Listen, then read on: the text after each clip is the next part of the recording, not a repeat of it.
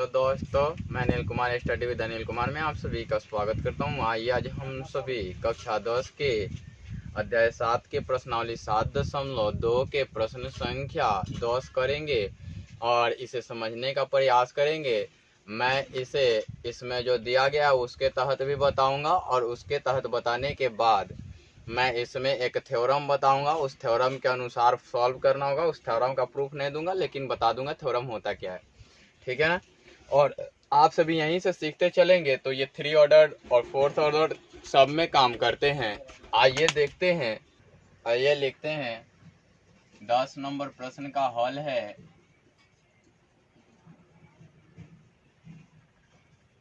दिया है।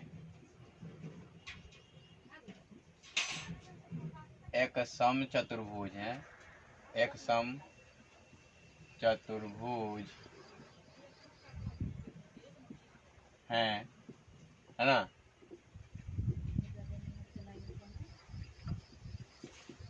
शीर्ष क्रमशः है ना, शीर्ष क्रमशः पहला तो दिया हुआ है 3 0, दूसरा दिया हुआ है 4 5 और तीसरा दिया हुआ है -1 और 4 दिया हुआ है। चौथा दिया हुआ है -2 -1 है ना। ज्ञात क्या करना है, सम चतुर्भुज का क्षेत्रफल, चतुर्भुज का क्षेत्रफल बराबर व्हाट। इसमें संकेत में दिया गया है, संकेत है, डायरेक्ट लिखते हैं।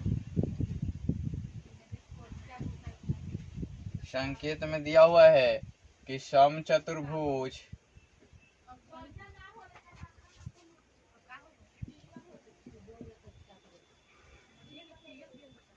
का क्षेत्रफल बराबर हाफ ऑफ उनके विकर्णों का गुणनफल।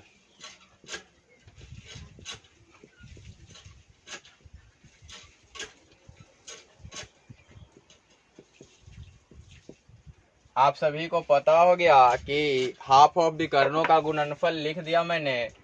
अब आते हैं, सॉल्व करते हैं। अब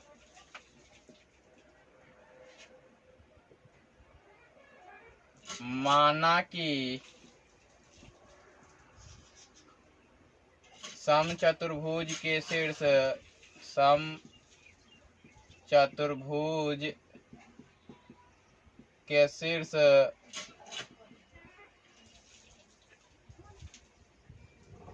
क्रमशः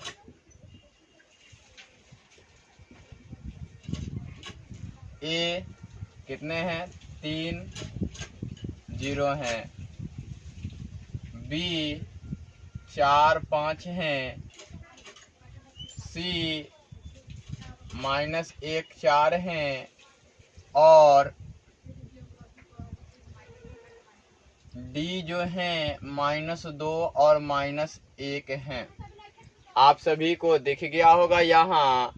अब आते हैं कि एक सम चतुर्भुज की संरचना करते हैं। सम चतुर्भुज में आमने सामने की भुजाएं ही नहीं, चारों भुजाएं बराबर होती हैं और आमने सामने की भुजाएं पैरेलल होती हैं, परंतु इनके जो डायगोनल होते हैं, विकर्ण होते हैं, वो आपस में बराबर नहीं होते हैं, परंतु 90 डिग्री पे इंटरसेक्ट करते हैं, एक दूसरे को बाइसेक्ट भी करते हैं, इंटरसेक्ट भी करते हैं।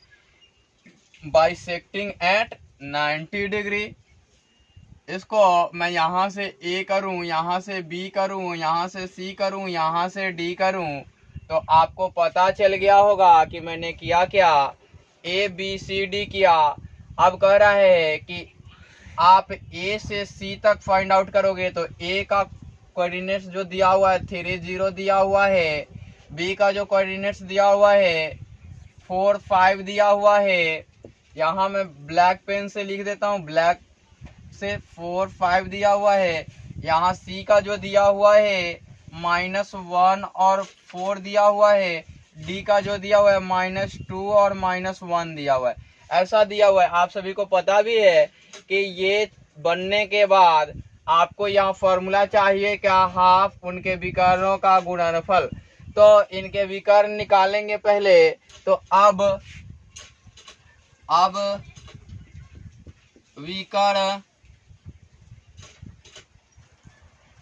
विकर्ण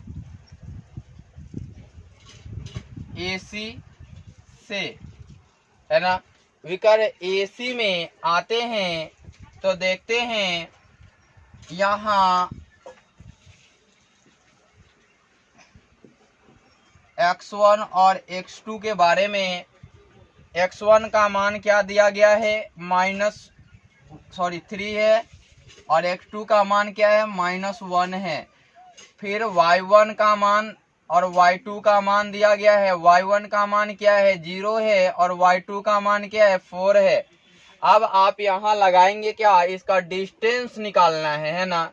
तो दूरी निकालेंगे, क्योंकि यहाँ गुणनफल करना है तो इनका दूरी निकालेंगे। तो अब दूरी सूत्र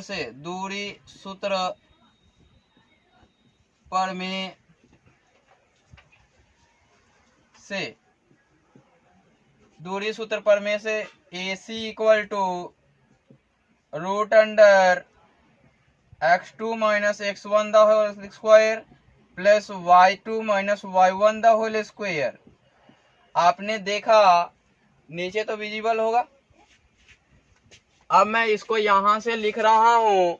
आप सभी को पता है कि यहाँ से लिखने के बाद मैं कुछ ऊपर पार्ट लिख दूंगा। यहाँ से मैं लिख रहा हूँ अब, ठीक है ना। तो यहाँ करके लिखूं तो AC इक्वल टू, यहाँ देखिए x2 का मान -1 है तो रूट में लिखना है आपको -1, और देखिए यहाँ पे प्लस है तो यहाँ पे -3 लिख सकते हैं। ये मैं पहले भी बता चुका हूँ। इस पार्ट के साथ अगर यदि माइनस लगा होता तो मझली ब्रैकेट या बड़ी ब्रैकेट का यूज करते। यहाँ यूज करने की जरूरत नहीं है। यहाँ पे सर्किल ब्रैकेट या स्मॉल ब्रैकेट या वो बोलते हैं कोष्ठक ब्रैकेट को बोलते हैं। चलिए आगे देखिए कि यहाँ करते हैं प्लस, और y2 का मान 4 है और इसका मान 0 है। इसका स्क्वायर करते हैं। यहाँ से AC equal to √(-4 the square और प्लस 4 द स्क्वायर, या AC इक्वल टू √(16 + 16) या AC इक्वल टू √(16) कॉमन लेंगे 1 + 1 कर लेंगे, इसलिए AC इक्वल टू 4√2 हो जाएंगे। आपको एक मान मिल गए AC के। अब आते हैं फिर विकर्ण किससे चलेंगे, BD से। यहाँ x1 माने x1 और x2 माने तो x1 का मान 4 हो जाएगा, x2 का मान -2 हो जाएगा, और y1 का मान 5 हो जाएगा और y2 का मान -1 हो जाएगा। आपने देखा कि यहाँ पे मान लिख लिया आपने। अब किससे चलेंगे, अब दूरी सूत्र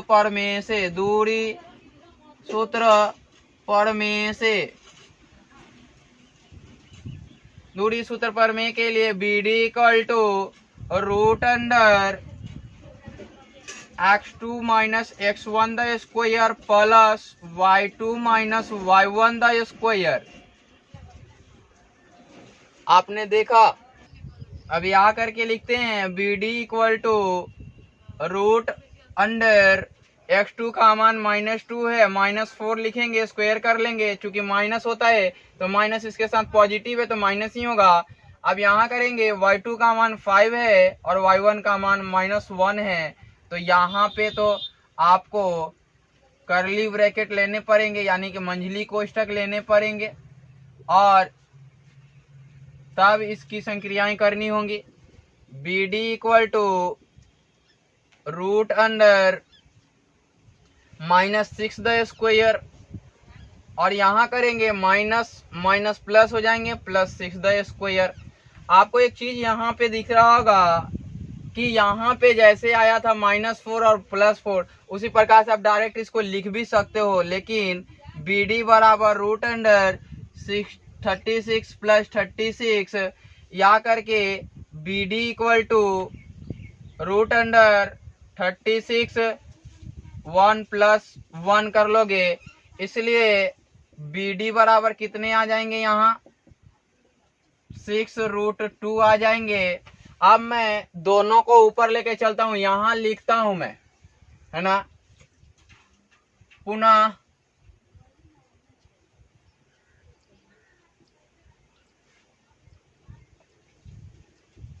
समचतुर्भुज ABCD का क्षेत्रफल बराबर हाफ ऑफ विकर्ण। क्या है विकर्ण? आपने देखा कि यहाँ पे AC विकर्ण है और BD विकर्ण है, तो दोनों का गुणनफल करना है, तो AD क्रॉस AC ना होगा, AC क्रॉस BD। आपने देखा अब AC के लिए आपने पुट किया 4√2 और BD के लिए 6√2, 2 जा 4, यहां से आएगा क्या, 6 दूना 12, 12 दूना 24 वर्ग इकाई। ये आपके आंसर्स हो जाएंगे। आपको दिख गया होगा किस प्रकार से बना। आपको मैं बता दूं कि आपको दिख गया तो बहुत अच्छा है। अब एक चीज मैं दूसरा चीज बताने जा रहा हूं, एक सोलेस थ्योरम के नाम से आता है, सोलेस थ्योरम। मैं बताऊं आपको कि सोलेस थ्योरम यूज कैसे करते हैं। क्या लिखते हैं, सो लिख दो अच्छा से, SHOELESS और थ्योरम के नाम से आते हैं। इस थ्योरम में होता क्या है, यदि 4 ऑर्डर का मैट्रिक्स हो या डिटर्मिनेंट हो, उसे सॉल्व करने के लिए, ये डिटर्मिनेंट को सॉल्व करने के लिए अप्लाई किए जाते हैं, तो ये एक प्रकार का डिटर्मिनेंट बना के और तब सॉल्व करते हैं। ये चीज आपको अभी नहीं समझ में आएगा, लेकिन वो आसान कर देता है। थोड़ा ऊपर का चीज इसमें इंप्लीमेंट करने से ये आसान बन जाता है। इसमें होता है कि ए पार्ट के ए का निर्देशांक लिखते हैं, तो यहाँ 3 0, बी का निर्देशांक लिखते हैं 4 5, सी का निर्देशांक लिखते हैं -1 और 4, और डी का निर्देशांक लिखते हैं -2 और -1, और फिर ए का निर्देशांक हिलाते हैं, यानी कि फिर ऊपर वाला एक बार नीचे की ओर उतार लेते हैं। और ये फर्स्ट कॉलम है, according to first column positive होता है, और according to second column negative होता है।